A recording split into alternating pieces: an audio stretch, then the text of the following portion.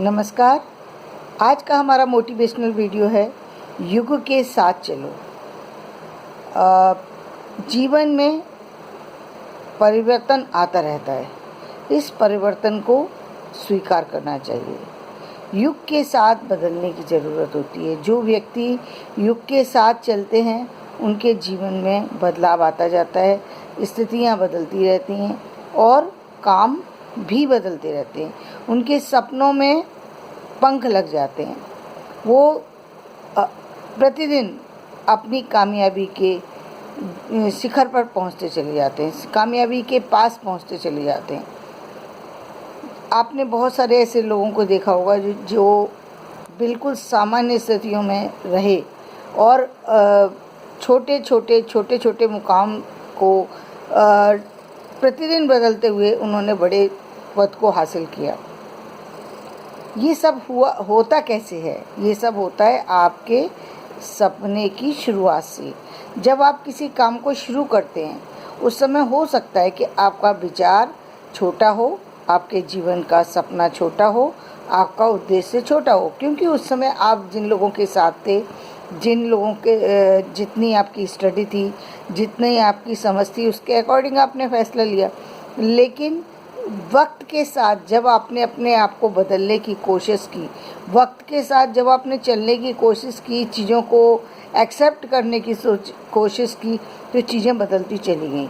बहुत सारे से उदाहरण आपको अपने जीवन में ऐसे मिल जाएंगे।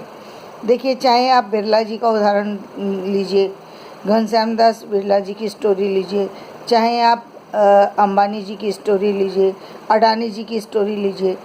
एक सामान्य जीवन में हर व्यक्ति का समय स्टार्टिंग से बहुत अच्छा हो ये ज़रूरी नहीं है, लेकिन वो बदलाव धीरे धीरे कैसे आता जाता है जब व्यक्ति उसमें काम को दिखाता चाहता है।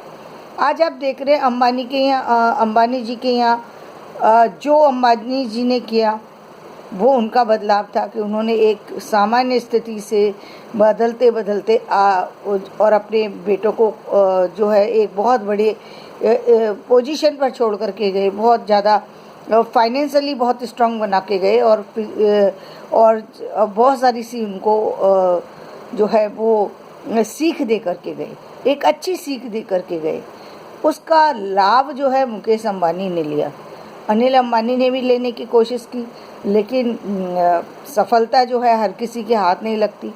मुकेश अंबानी जी के हाथ लगी, क्योंकि मुकेश अंबानी जी के फैसलों में के साथ साथ उनके जो काम करने का पैटर्न है वो अनिल अंबानी से ज़्यादा बेटर था।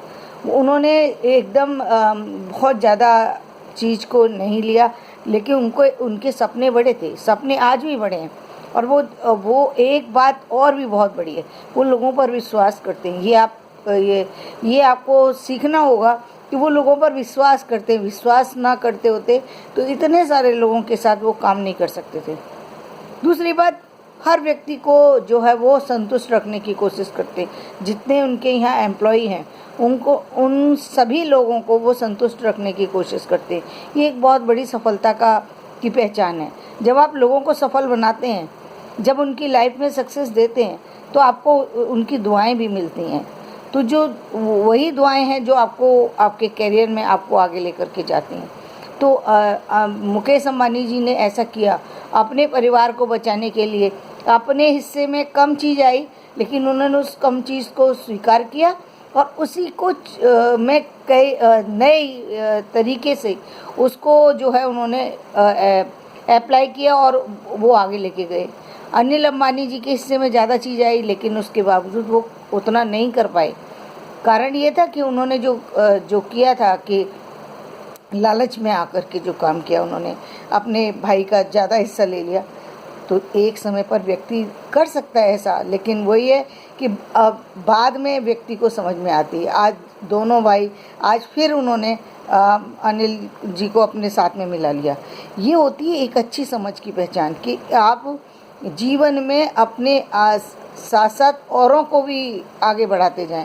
उन्होंने वापस से अपने भाई को अपने साथ में मिला लिया और अपने घर के नाम को बदनाम होने से बचा लिया, अपने फाइनेंशियली चीज़ों को बर्बाद होने से बचा लिया।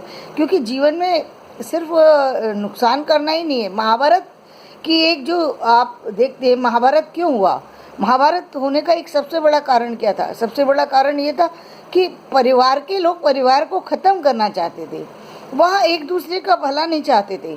यानी दो भाई थे, लेकिन दो भाइयों के बच्चे थे।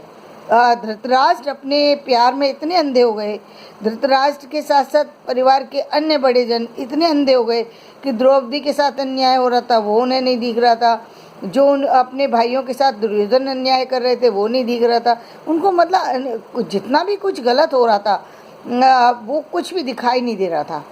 कुंती ने जो द्रौपदी के साथ किया वो उनको गलत दिखाई नहीं दिया। जीवन में जो जब आती हो जाती किसी चीज़ की, और पांडवों के देखिए, पांडव इतने बलशाली थे, प्रभावशाली थे, सब कुछ थे, लेकिन यदि अर्जुन ने जो सलाह उन्होंने युद्ध के मैदान में कृष्ण से मांगी कि मैं अब क्या करूं, और कृष्ण ने कहा कि अब तुम लड़ो, क्योंकि अब लड़ना ही श्रेयस्कर है, क्योंकि अब युद्ध के मैदान में हो। ये अब इस समय मुंह दिखा पीठ वापस करके लौटना ये बहुत बड़ी हार की निशानी होगी। तो उन्होंने उस समय उनको यही उद्देश्य दिया कि आप युद्ध लड़ो, क्योंकि ये सारे जितने भी लोग हैं ये तुम्हारे अब तुम्हारे पारिवारिक जन नहीं है, ये तुम्हारे शत्रु बन चुके हैं, शत्रु बनकर के ही युद्ध के मैदान में उतरे। तो अब इनके साथ में उसी तरह का व्यवहार करो। लेकिन शायद पांडवों ने समय रहते हुए कृष्ण से सलाह ली होती तो शायद कृष्ण कहते कि पांडव तुम ज़्यादा समझदार हो, तुम अपने राज्य को अपने देश को बचा सकते हो, तुम जितना दुर्योधन के पास है उससे कई गुना ज़्यादा राज्य को बड़ा कर सकते हो। और शायद ऐसा होता भी, लेकिन क्योंकि ऐसा नहीं हुआ इसलिए महाभारत जैसा ग्रंथ लिखा गया जहाँ पर सिर्फ अन्याय की बातें, सिर्फ अन्याय हुआ है। एक स्त्री परिवार की स्त्री को बचाने के लिए कृष्ण सहारा देने के लिए आते हैं, लेकिन वहाँ पर बैठे हुए उनके ससुर, उनके देवर, उनके अन्य परिवार के लोग उसे बचाने के लिए नहीं आते। ना ही उन्हें शर्म आती है, ना ही उन्हें लज्जा आती है।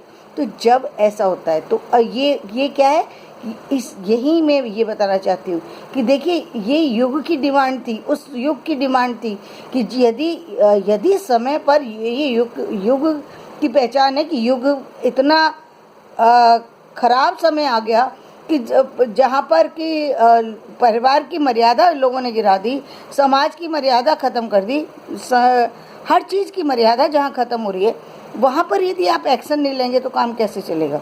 यानी आपको युग के साथ साथ अपने विचारों में परिवर्तन लाना पड़ता है।